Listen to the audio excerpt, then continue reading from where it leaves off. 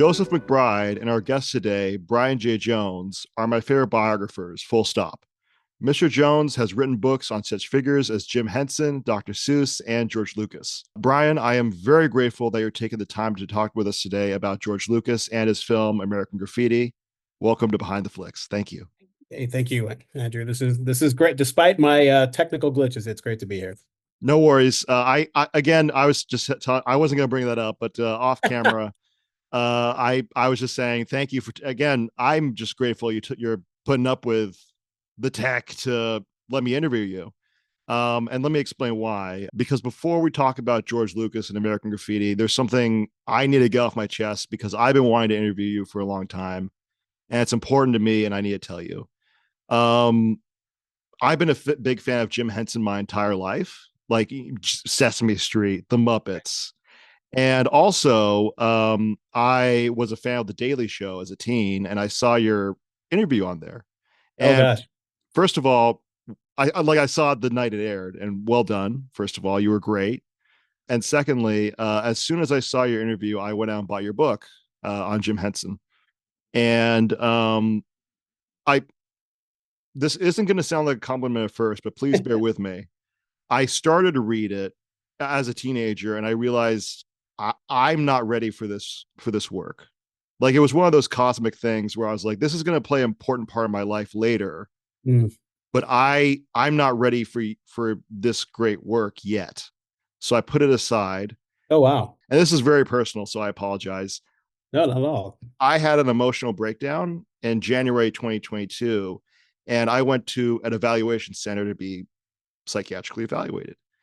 And we weren't allowed movies or electronics or laptops or anything like that, but we were allowed books. So I brought your book with me. And I have to tell you, your book was a major turning point in my life. The prose that you wrote were incredible. And not only that, but the stories you chose to go along with your prose was so moving. And at certain points, especially towards the end of your book, I wanted to weep, you know. Um, it was just so powerful. And again, a huge turning point in my life. The quality of your writing is incredible. Well, And I go ahead. I'll come in. I'm almost speechless, Andrew. Thank you. I mean, and I know I'm not, I'm just one of many fans, but I really do believe my view is that you're not just one of the great biographers. You're the one of the great writers of our time and one of the great artists. So again, I'm just so thrilled you're on my program. So thank you so much for taking the time. I God, really that's appreciate it. so flattering, and I'm so privileged, I think, to know that that book meant so much to you, and it really came at Yes. the right time. I think Jim Henson would really like knowing that as well. That was one of the things I really loved about that project, and I've been very lucky with my projects in that I get to, I'm not one of these biographers who can compartmentalize and take myself go and sit down with my subject and then go away from him for it and then come back and then live. I have to live with my subject just intimately from day one. Some people don't, and I completely admire that. But I couldn't have asked for a better subject, and I'm always so. And it's so. I love Muppet fans and Jim Henson fans. They're such, for the most part, such very generous people, and they all have great stories. I go to talk about Jim in places, and generally what happens is when I start taking questions, people stand up and they just tell stories for 45 minutes. And they go away feeling great, and I haven't actually had to say anything because they just tell me how much Jim means to them, how much his work means to them. So a lot of times, I mean, for the most part, I'm the messenger when it comes to Jim, I think. So I'm always very flattered that people, I'm delighted that people think I did his legacy well. And so I'm so glad to hear that from you that picking the stories is hard. I have told stories before about how I'll get people who email me, they're very upset because I didn't talk about Follow That Bird, for example. And I'll say, I don't, that lovely project. It's not really Jim centric. I had to make a Mm. decision what did and didn't go in it because the book's already 587 pages and it would have been, 9,000. Not everybody's favorite projects got in, including one of mine. There's Wilson's Meat commercials that I love. The one where Frank Oz is getting beaten up more and more throughout the entire ad. That didn't even make it in the book, and that's one that I absolutely love. So So I'm glad to hear that you think I made the right choices too. And it's very flattering, Andrew. And I'm like I said, it's a privilege for me to hear stories like that. It really means a lot to me, and I really think that it would mean a lot to Jim Henson as well. Well, thank you, and I'm thrilled that you appreciate that. And also, I do have to say, but you're the one who did and it is Mr. Henson's story, I will admit. But you're the one who did the legwork in terms of the research and writing the prose, and so most in terms of the book belongs to you. I hope you know that, and I appreciate all the hard work you put into it because it changed my life. So thank you. Again, it's such a privilege to hear that. I appreciate that. Thanks, Andrew. My first question, which I'm sure you've answered 1,000 times, but for the sake of our listeners, of the listeners on my show, I hope you can answer it again. You are a magnificent writer. Why specialize in biographies? Because And that's not to put down biographies. It's no, just like no, no, no, no, and I you have, could I have mean, chosen any avenue. You could have chosen fiction no, or nonfiction. I could not have. And let me answer the question. I will tell you why I write biography, because I cannot plot. Um, Mm. I tried, and as a young person, right out of college, I was an English major, and as English majors, we all want to write great novels and things like that.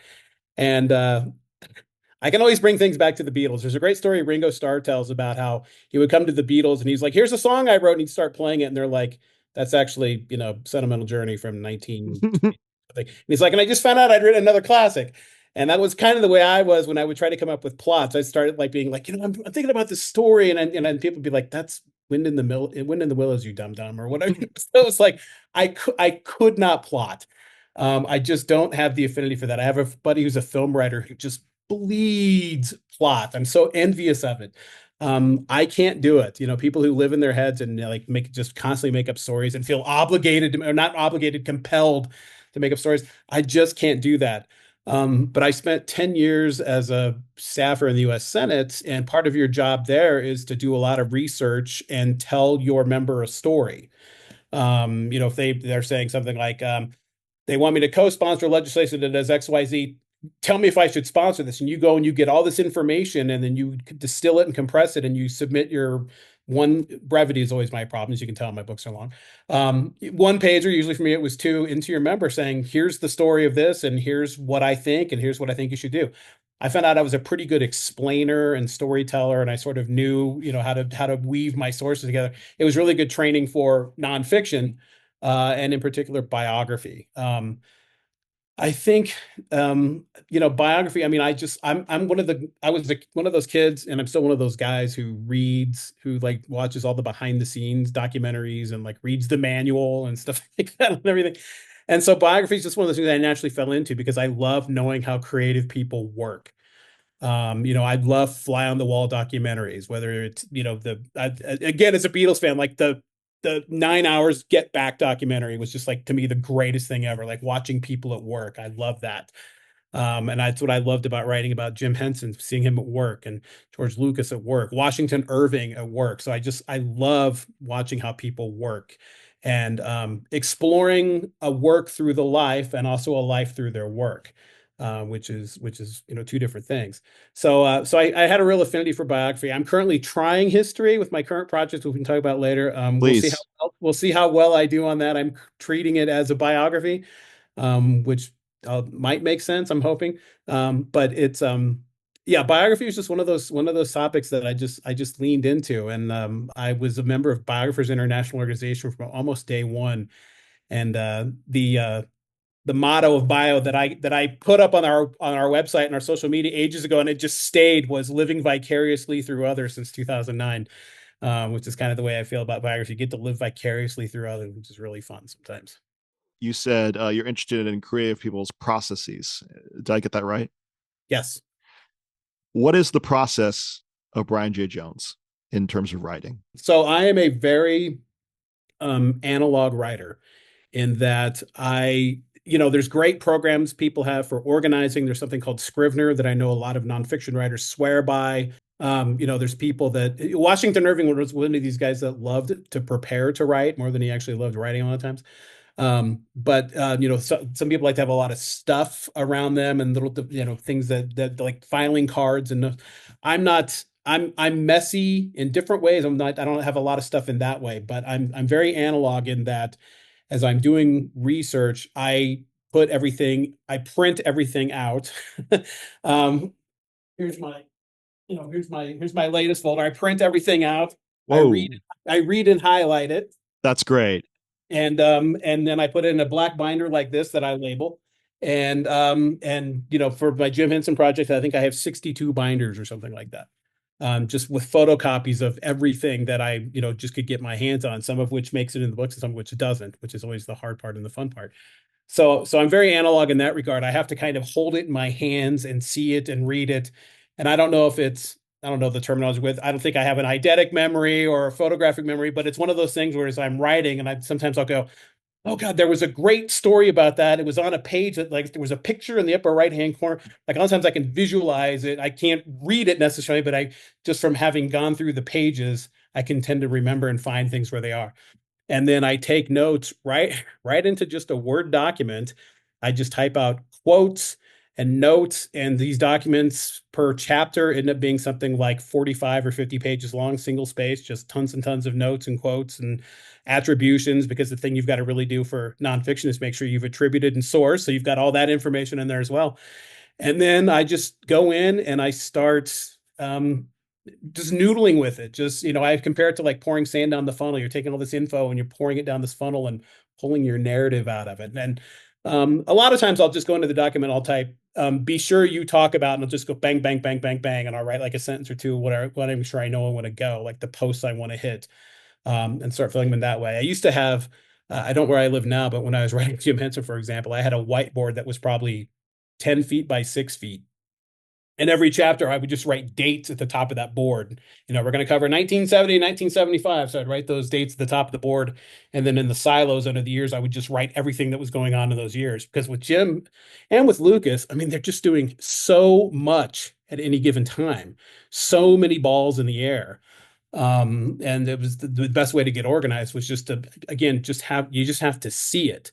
But when people ask the best way to organize, my answer is use the way that works best for you. Yeah. If Scrivener works best for you, more power to you. God, please use it. I mean, writing is hard enough as it is. Take whatever works best for you. Like I said, I'm very analog in all this. I've got to print it out. I've got to hold it. I've got to read it. I've got to highlight it. I have to see it. But that's my system. Some people are like, I don't know how you could possibly do it that way. I don't know how you would do it with Scrivener. It seems like a forced extra step to me, but whatever works for you, God bless you. Just do whatever works. I feel like choosing what stories to write on the page, like researching and then deciding what story to write on the page and then translating that into prose and quotes. I feel like my personal opinion is I feel like that's an art form. Do you consider yourself more of an artist or a reporter or a little both? I think I consider myself more storyteller. Mm-hmm. I equate it with like, when you put your arm around someone, you're like, come, let me tell you a story. I always do that on social media. If I'm going to tell a story, I would say, walk with me, walk with me. I'm going to tell a story and it's going to be, well, it's not Twitter anymore, but it's going to be 32 tweets long, but walk with me. I always say, walk with me. So I consider myself, I think, more storyteller, which is why I think it's, I get so nervous. um, Especially with some of these subjects, like trying to be sure that you do justice to those stories and tell them well, and go back and my issue when I'm writing is if I start writing, when I sit down the next day, I go back and I read what I've written before and I'll start messing with it again. And that, I mean, that can make you insane, but I'm just like, no, I didn't like the word in there. I didn't like the verb. And that was because you really want to get the stories right. You want to make them entertaining. So you as the reader, are reading, so you're like, oh yeah, I know what this is. This is really familiar. And like, telling you the story, like then Jim Henson opening the book with the story of Kermit and Joey doing the ABCs, which Yeah. is a video I think everybody's seen, but I want to be sure I was describing it right and making you notice things. And a lot of people wrote to me and said, God, I never noticed that bit where you can actually hear Jim giggle for a second. So, it's trying to make sure you do justice to these stories and tell them in a way that are compelling without sounding like and then, which is absolutely Mm. the worst kind of storytelling you can do. And I've certainly fallen into that before. But I always like to the extent possible, let my subjects tell the story. when I can get their voice in. And that was one of the issues when I was writing Jim Henson that I told the family. Remember telling Lisa Henson, because they were Jim's the Hensons have a private archive. Jim's papers are not publicly held anywhere. They're in the private archives in Long Island City at the Henson offices. And Lisa says something like, if we tell you that we don't want you doing this, are you just going to like go and do it anyway? And I said, I don't think I can, because the way to do this right is to get Jim's voice into it. And the only way to do that, especially for a cat like Jim, who just did not sit down for interviews all that often, was to get to those archives. Now, Lucas was a little bit different because I did not have his cooperation, but that guy has been talking on the record forever. And talking a lot. Jim Henson was not one of these guys that sat for a lot of interviews. There's about 3 really substantive interviews, and that's about it. And they're all like they've been on the internet forever. So like you kind of had those. And then but I really had to reach into the archives and find, memos he'd written to staff and things like that to really get that voice in there. Whereas Lucas is a guy who's been talking forever. So he was much easier to deal with in that regard, at least. As a fan of these two artists, I'm delighted you chose Jim Henson and George Lucas. They're the ones who, growing up, made me want to be storytellers, a storyteller and a filmmaker. There are many characters, there are many real life figures who you could have chosen to write about. What is it about those figures, or just what is it about the particular subject matter that makes you want to go? Well, that makes you want to write about them. You know what I mean? Like Yeah, there are so many characters within their worlds that you could have attacked, that you could have written about Francis Ford Coppola. You could have written, you know what I mean? right. I mean, for me, if I have to live with somebody for 5 years, I want it to be somebody that I'm like really super interested in. Now for Jim Henson, I mean, well, actually for both Lucas and Henson, it's a no-brainer for me. I mean, I was Sesame Street Generation 1.0, and I was probably Star Wars Generation 1.0. I was 9 when Star Wars came out, so like I was the target audience in 1977. Um, so those are two subjects that I've known my entire life, that I've been reading about my entire life without ever realizing it was going to end up being important. I remember reading in, God, was it Dynamite magazine of all places or something, about Obi-Wan and Anakin Skywalker, or Darth Vader, like the three of them as 3 different people battling on the edge of a volcano. Like I remember reading about that in like Dynamite magazine in like 1980. Wow. So when I was writing the book, I'm like, isn't there's got to be something out there on that. I'm going to find that. So I would always read everything I could. I was a Star Wars kid, so I read everything I could on Star Wars. Jim Henson, I read of Muppets and Men until, as I always say, until the cover fell off of it. It was a book I checked out of the library constantly, and I think I ended up having to pay for it. Um, and finally, when I was writing the book, I finally found a really beautiful copy for nothing on eBay. So I got really lucky there. But just two guys that I even if I were not writing a book or doing research, I could have sat down and written on a piece of paper like all sort of like the high points. I mean, I didn't know their personal lives, but I could have been like, and then this project came, and this and this, and I could have written a list of their projects in order, things like that. So, and even with Lucas, I knew the movies he was producing in the 80s, and so they're subjects that were very familiar to me anyway. Henson was one that when I had finished my first book, and I was just trying to come up with the subject for my second one. I think I had been on the Wikipedia page for Jim, and this was in 2000, I don't know, 6, 7, 8, somewhere around there, and reading about him and wondering why there was no biography of him, because he'd been dead at that time for, 20 years, maybe not even quite that long.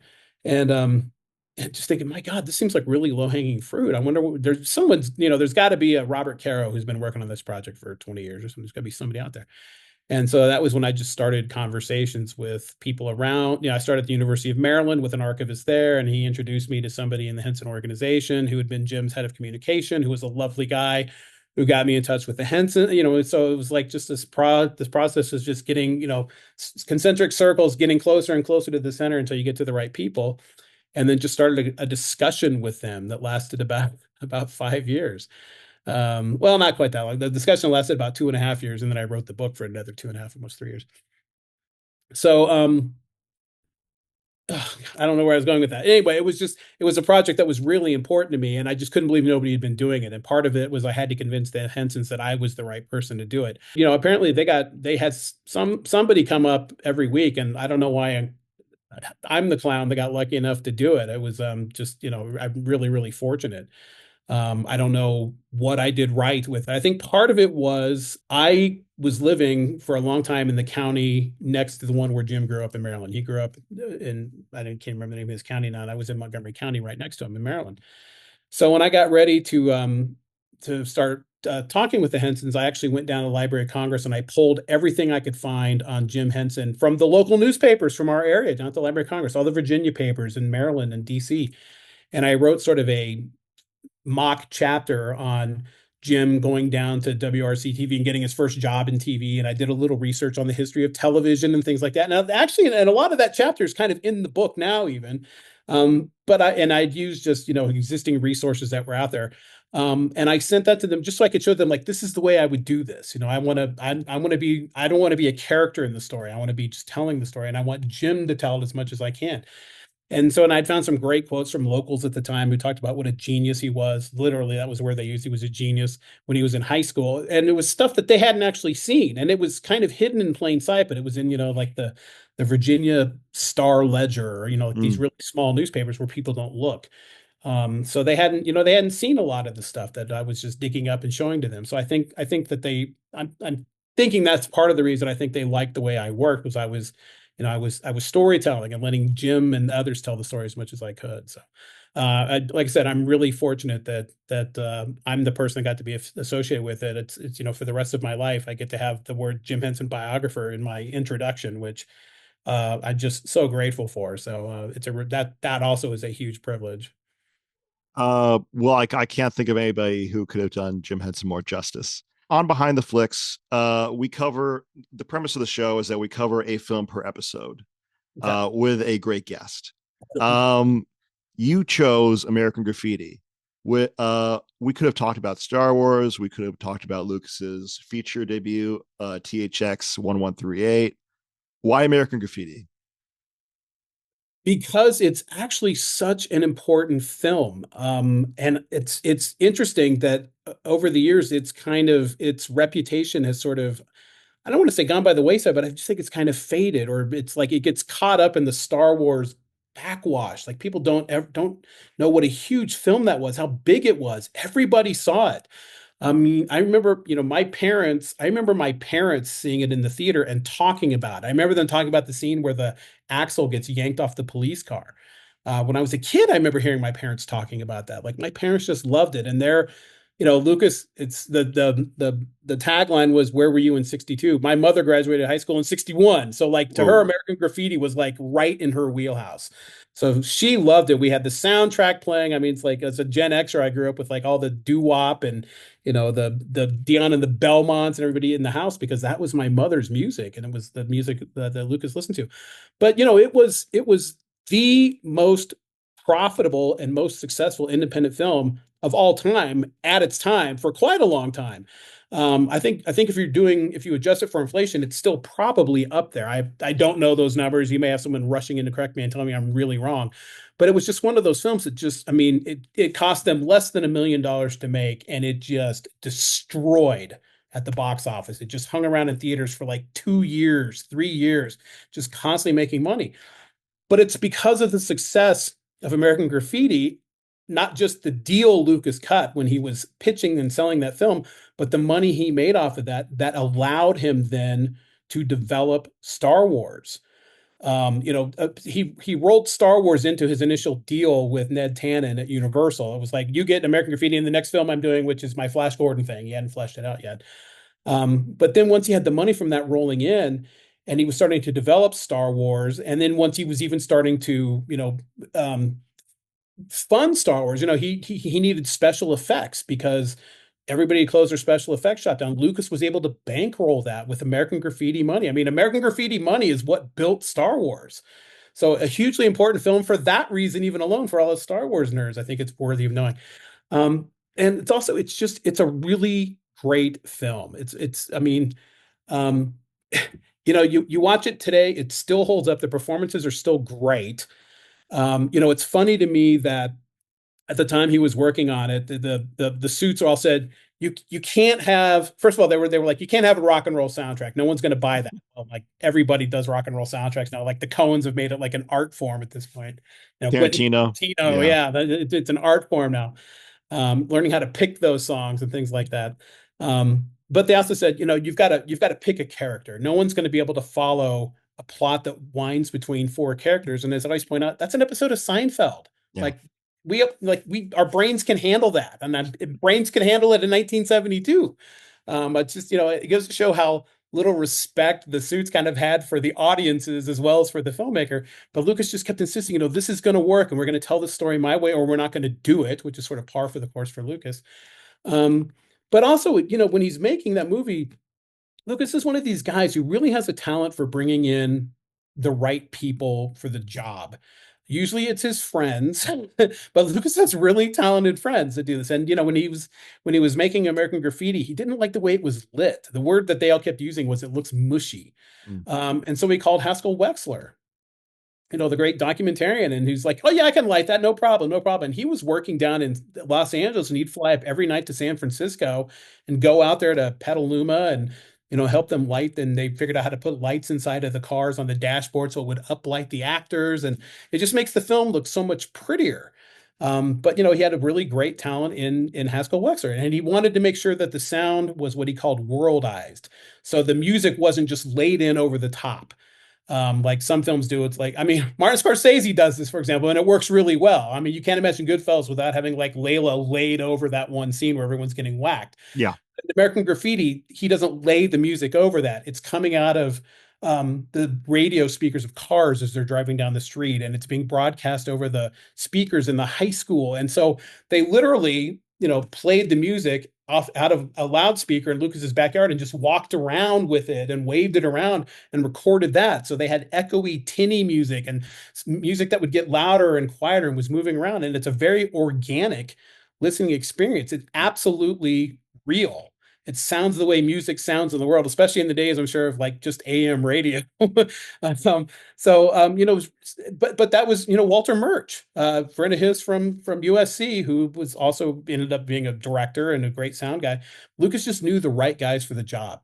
The same thing happened with his script. He brought in the Hikes and had them because Lucas is like, I can't write dialogue. He kept saying the story's mine, the dialogue isn't always, but the story is absolutely mine, and they made it funny and stuff. But like had these really talented friends who could come in and punch up his script for it. Marcia Lucas, his wife, always said Lucas made about 6 friends in college, and that was all he ever needed. And that's kind of true, actually. When you look at Lucas's career, he kind of works with just the same people over and over again, and just has the right folks around him at any given time. So there's a lot going on in American Graffiti, both behind the scenes and on the screen, that I just think makes it a really fun film. If people haven't watched it, go watch it. It's not terribly long. You're going to recognize almost everybody in it, and it's just but it's such an important film too, both in Lucas's career at that time and even what it did later. Really, like I said, it's the acorn that grew Star Wars without really quite meaning to. Hi, listeners. Andrew here. Sorry to interrupt this episode, but just wanted to briefly announce that the Indiegogo campaign for my feature length film debut, Structure, is launching tomorrow, February 9th. So please keep a lookout on the Independent Career Studios YouTube page for the promo for that campaign, as well as a link to the campaign page. All right. Thank you so much. And back to the episode. There have been many well-known stories told about the making of American Graffiti, like the one you tell in the book. It is well known about Charles Martin Smith. Though when he's driving the Vespa, he drives it right into the newspaper stand, Yeah. and that was an accident. And they kept it in the film. For you, what was the most surprising, or what was the story that stood out to you that you were like, oh, I didn't know that about the movie, like while you're researching? I guess part of it was I didn't really have an appreciation for Wolfman Jack and how important he was to that generation and at the time, and what a great get that would have been. And having Wolfman come in and play himself, and got a point that he, I'm sure made him millions of dollars. So when I watched that movie as a kid and so on, it's like I knew who Wolfman Jack was because it's like the Midnight Special with the Wolfman. I remember watching that, but like I didn't know who like the Wolfman was. He was a caricature by the time I ever saw him. So it's interesting seeing him in the movie, and and you read up about him. And I talked a little bit about this in the book because I thought it was so fascinating how people are like, is he black? Is he broadcasting from a boat offshore? It's pirate radio. Like, who is this guy? And is he in town? Is he in Mexico? Is he on the moon? Like they didn't know who this guy was. And he would, he just had like, 100,000 watts behind him so he could broadcast everywhere. But there's that great moment in the movie when Richard Dreyfuss walks in and he's like, "Are you the Wolfman?" And he's very quiet. He's like, "No, no, here's the Wolfman." And he plays the tape of Wolfman, Yeah, yeah. And then after Dreyfuss leaves, you hear Wolfman talking on the phone in his DJ voice, and Dreyfuss realizes that's been Wolfman the entire time. But when you see Wolfman in it, he's just like he's such a calm presence in this, actually, surprisingly so. Have a And he's popsicle. yeah, have a popsicle, and he actually delivers kind of like the message of the film: get your Yeah. ass in gear. Because Dreyfus is not sure, he's ambivalent now on whether he's going to go to college. And it's such an interesting story because he and Ron Howard, Steve, that script sort of flips. Steve's the one who's saying you need to go to college, and don't sit here in this little dusty town. You got to leave and get out there and see the world. And then as soon as his girlfriend gets upset, he's like, I'm gonna stay, and he ends up staying and never leaving his little small town, and ends up being an insurance salesman, whereas Dreyfus's character ends up being a writer in Canada. But get your ass in gear. It's time to grow up and go and make the decision. So, and Wolfman gets to deliver that message. So I didn't appreciate like just sort of the iconic status of Wolfman and how I'm sure Lucas was so excited when they got him for that film. To go back to the collaborators for a moment, and with the disclaimer that internet debates should not be advertised, I'm totally going to advertise internet debate, in particular with Marshall Lucas's influence over Star Wars. There's been much debate about that. Considering that Marshall Lucas was involved in the editing of American Graffiti, can you provide any insight into what her influence might have been over the film, or at least over George Lucas's early filmography? Is that possible? Yeah. So one of the things that's so fascinating about three of my subjects, Lucas, Henson, and Dr. Seuss, is Yeah. all three of them had women in their lives, their wives, in these cases, the three of them, who were hugely important to their development of artists, whose opinion they respected like nobody else's, usually got first call on everything, could call bullshit on them and they wouldn't get upset, hugely important to their story, and who they all ultimately lost through either intentional or benign neglect. That happened to all three of them. But all three of them had these incredibly important women in their lives, which is just something I love about the three of them. In Lucas's case, it's Marcia. And Marcia's probably a better editor than he is. Mm. Lucas is very technically proficient anyway. I mean, probably think from being a driver and a racer, like he could make that machine really work. Like he was more man than machine, more machine than man. Like he could like meld with the editing equipment. He was just a fantastic editor, had really good sense of excitement and things like that when it came to editing. Marcia's superpower as an editor, and this sounds so I don't want to say crazy, but it sounds so obvious, is Marcia had this ability to see a film from the perspective of the audience. Lucas saw a film from the perspective of a director, Mm. which can be a very different thing. And Lucas always thought he was in control of the narrative and should be in control of the final edit and everything. But Marcia's the one who could tell him, this doesn't have heart in it. Not that Lucas was a brain in a jar, but Lucas couldn't always find the heart until Marcia told him. Like she's the one, for example, that came to them when they had Indiana Jones after Raiders of the Lost Ark was, I think, almost in the can. Mm. She's the one that comes back to him and Spielberg and says, "You have got to show Indy and Marion again after the whole hoo-ha with them opening the ark. You've got to show Indy and Marion again. The audience needs that closure. Yeah. You have to show them that." So they went back to like the San Francisco courthouse, I think, and shot that scene where he comes down the stairs and she's waiting for him. And even as a viewer, even if you're like, well, I don't know, are they going to get married or not? You don't know. But just seeing her there is like what you needed. Like you Yeah. needed to know like she was still okay. And Marcia could figure that out. Marcia's the one who tells Lucas when they're having the first showings of Star Wars, if the audience doesn't cheer when the Millennium Falcon comes in at the end, then you're in big trouble because this movie doesn't work. Like she knew that was the money shot. Yeah. there in that last sequence. So she has these really good instincts just as an audience member that translate really well on the screen. Now she's also incredibly proficient. I mean, she's the one who, when they were shooting the special effects for special effects for the Death Star trench run, she was the one who would just, I mean, if they had 7 inches of a special effects, she would make sure she got all 7 inches of that film in there and try to, and then cut other things in and cut to somebody in a cockpit and overlay that and get a reaction shot. Like she knew how to like tell the story through these really quick cuts. And it's still amazing to me if you go back and watch Star Wars still.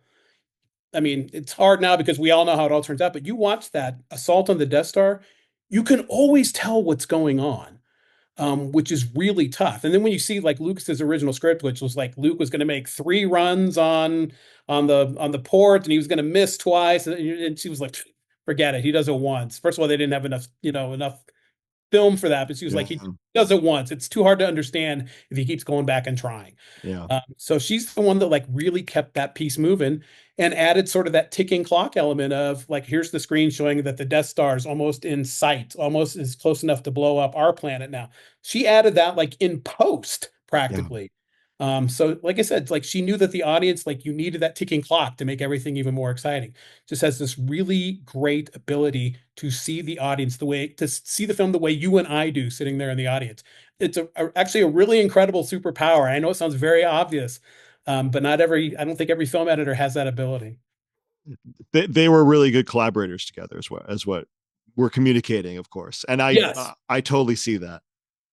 I Yeah, totally I see mean, that. it's saying that Lucas had the ability to always find the right people. Marsha was absolutely the right people. Yeah. I'm sure it's got to kill him that she's got the Oscar for editing Star Wars, because editing's the job like he loves more than anything else. Forget this Yeah. directing stuff. He wants to edit so badly, and she's got the Oscar for editing, and he does not. So, but it's like when Phil Collins leaves Genesis, and it takes like 3 drummers to replace him. Like Marsha, there's like 3 people working on Star Wars editing because like Marsha just can't do it all at that point.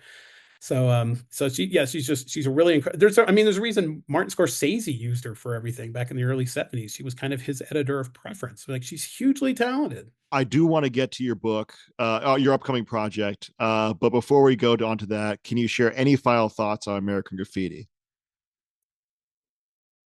Um, when you're watching it, first of all, you're going to know everybody. The performance in there that really surprised me when I was rewatching it just recently, well, because we were going to talk about it, I was just watching it the other night, and the performance in there that just kills me is Mackenzie Phillips.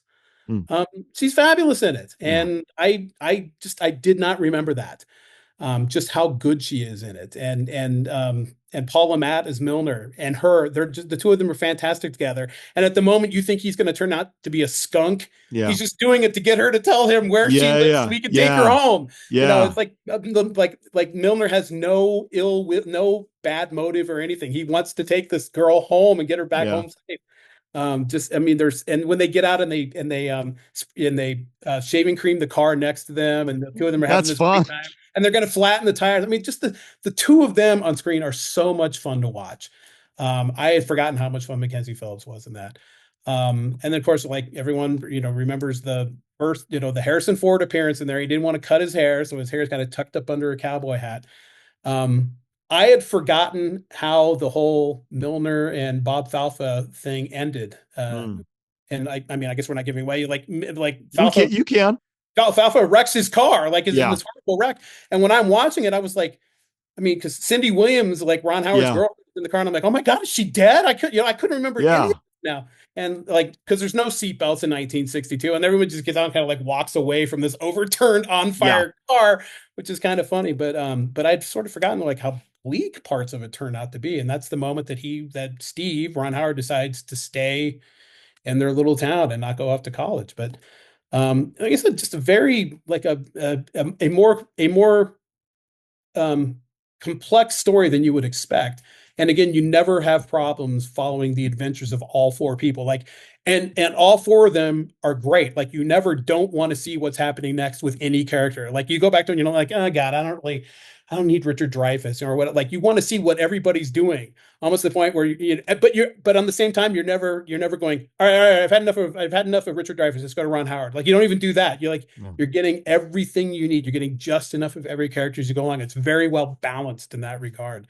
And just Um, I mean, just it's Lucas probably at the height of his filmmaking powers, actually, maybe even more than Star Wars, because he's got sort of a very naturalized approach. And what Lucas always called his documentary approach to filmmaking Mhm. works really well in a film like American Graffiti that is kind of like a true life film. I mean, this is Lucas's life, and what he did in high school back in that time. And you know, I was looking for shots because Lucas always talked about putting the camera down and let people wander in and out. He's not quite that undisciplined in this, you know, with that. He's never that undisciplined, but I was looking for that this time I was watching it. And there's really none of that, but it's just like it's lit beautifully. It looks and sounds like it's real life. It's just, I think it's just I think it's really beautifully done, really well written. It's a movie that holds up. It doesn't feel long or short. It's a perfect length. I just think I think it's Lucas. I don't want to say, I don't know if I necessarily want to say it's his finest hour, but wow, it is Lucas really firing on all cylinders. It's a fantastic film. It's kind of I've heard the term the imperial phase. You know, it's kind of like him, like the era where he's kind of at his height, he's kind of rising up, and then you know people will follow him no matter where he goes Yeah. after that.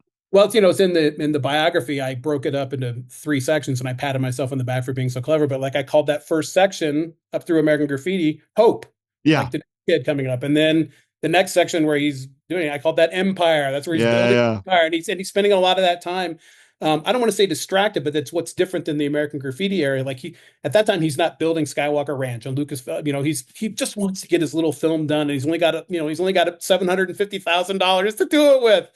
Mm. So he's not quite the you know the like you said the imperialist. He's not the empire builder literally at that moment. So it's a very different Lucas. It's I mean it's still a pissed off Lucas, which is Yeah. usually the best Lucas, but not the incredibly pissed off Lucas that you get a lot of the times.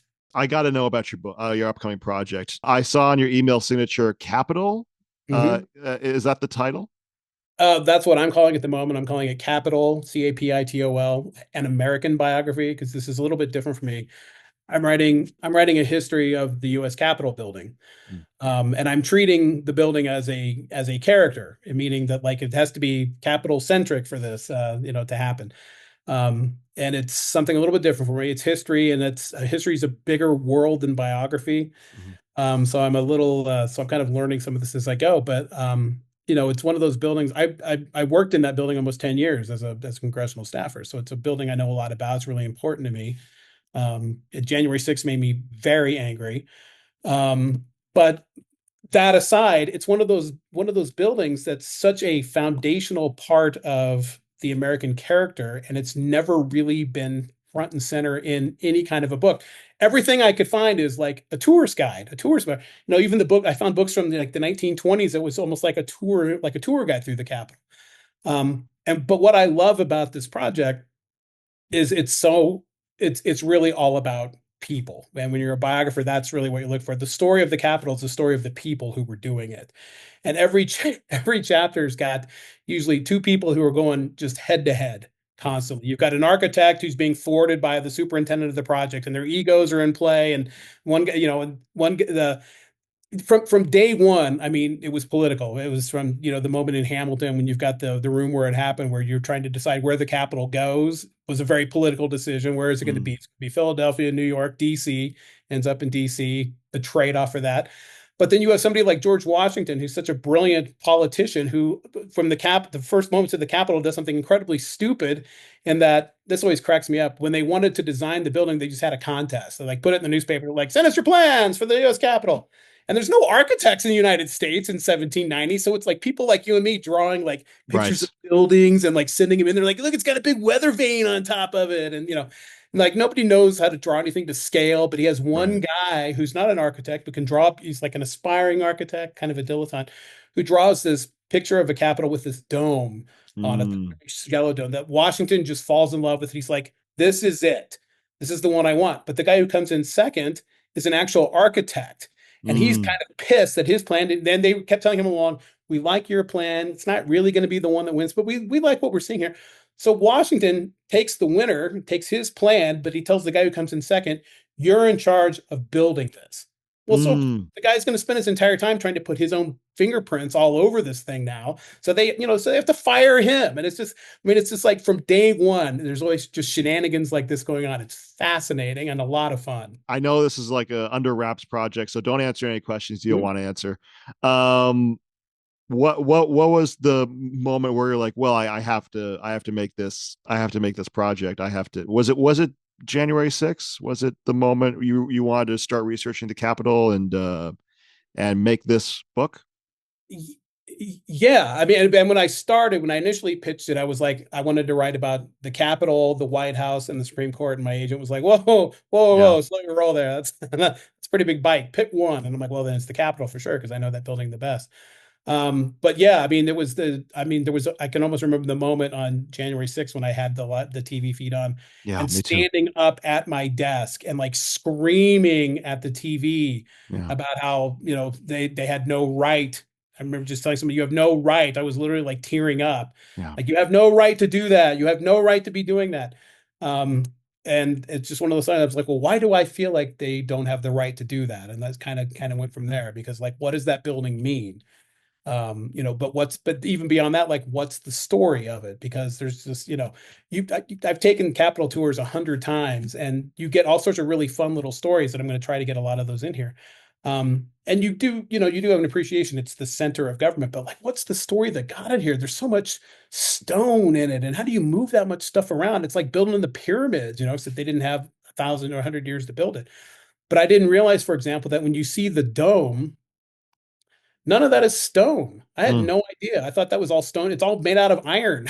Oh, really? And a lot of it is hollow. Like the pillars, the columns you see on the dome of the Capitol is hollow iron, and some of it was they were using it for like drainage and things like that. Because and that allowed them to build the dome as big as it was because it was so much lighter. Had you built it in stone, you couldn't have built it that big. Like, I mean, having lived in DC and like I don't know that anybody, or if they told me it never sank in, I don't think I ever knew the dome was made out of iron. I thought it was always Wow. stone. So that was really fascinating, just how it was like a new technology that they were all playing with, like casting iron and and just putting it up in pieces. And so that was new to me. So it will be coming out in early next year for the 250th anniversary of independence.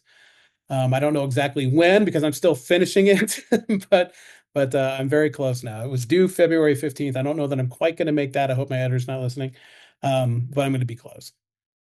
Well, I'll say this. You talked about a little bit earlier how your books are 500 pages long. They do not feel 500 pages long. I could read your work, multi-volume. Honestly, the Jim Henson book, the George Lucas book, it felt like it wasn't long enough because your work is, you know, again, you're one of my favorite. You're one of my favorite writers ever. So thank you so much for being on Behind the Flicks. Oh, you're so kind. I really appreciate that. Hopefully this one won't be 1,000 pages. So, Well, I would not object either way. My two last questions for you are: is there anything else you want to promote, and where can people follow you? no, I don't have anything. I don't have anything else I need to promote. I got to get this one done first. Fair Um, enough. so the only social media I'm on now at this time, I shut down everything else. I shut down Facebook. I shut down Twitter. I am on Instagram. I'm not there very often. I'm not good. I suck at Instagram. I'm on Blue Sky is sort of the place I've made home now there. You can find me there under Brian J. Jones, just my name all spelled out. My website is brianjjones.com, all spelled out. Anytime there's any sort of social media or anything like that, I usually manage to crouch on my name early enough that I can get it. So you can find me on almost any platform under Brian Jay, spell it out, Jones. I always tell everybody I went with my middle name because if you just type Brian Jones, you get like 5 million hits for the Dead Rolling Stone. So I had to do something to box him out of any search you might be doing. Well, Brian J. Jones, thank you so much, and I hope you come back. Oh God, let's do it again. We'll pick another movie next time. Awesome. Thank you. Sure.